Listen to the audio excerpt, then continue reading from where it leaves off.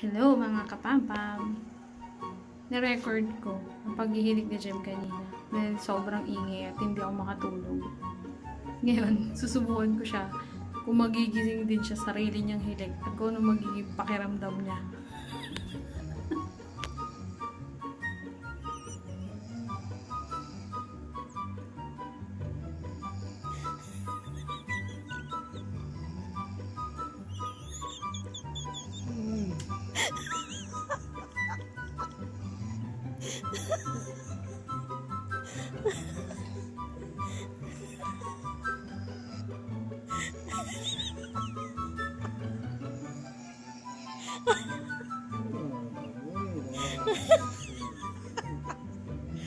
Ano, nagigising ka ba sa sarili mong hilig?